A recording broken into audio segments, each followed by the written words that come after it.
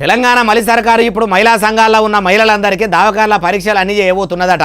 అసలు ఆడోళ్ళకి ఏమైంది, ఎందుకోసం ఇప్పుడు వాళ్ళకు హెల్త్ చెకప్లు చేయాలని ప్రభుత్వం చూస్తుంది అంటారా? ఏమో మరి అన్ని ముచ్చట్లు ఆడదాకా పోయి మనం కూడా మంచిగా అరుచుకుందాం. పని మార్చి 8 తారీఖు నాడు అంతర్జాతీయ మహిళా దినోత్సవం ఉన్నది కాబట్టి తెలంగాణ సర్కారు ఇప్పుడు మహిళా సంఘాల్లో ఉన్న మహిళలందరికీ హెల్త్ చెకప్లు చేయబోతున్నదట.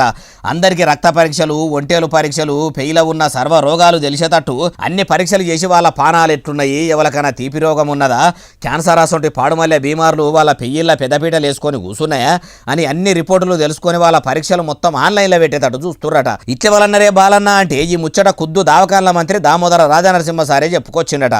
ఆఫీసర్లు అందరూ కూడా మార్చి 8 తారీఖు నుంచి గ్రామాలకు పోయి మహిళా సంఘాల పెబ్బలను కలిసి అక్కడ క్యాంపులు పెట్టి వాళ్లకు పరీక్షలు చేయాలన్నాడట. అయ్యా దవాఖానాల మంత్రి దామోదర రాజనరసింహ సారు, మీరు ఇట్లా ఆడబిడ్డలకు పరీక్షలు చేసుడు మంచిగానే ఉన్నది, మొదలు వాళ్లకు ఎన్నికల ముంగట ఇస్తామని చెప్పిన నెలకి 2500 హామీని అమలు చెయ్యండి సారు, అట్లనే పెరిగిన పింఛన్లు కూడా ఇస్తే ఇంకా మంచిగా ఉంటుంది అంటున్నారు ఈ ముచ్చటిన్నోళ్ళు.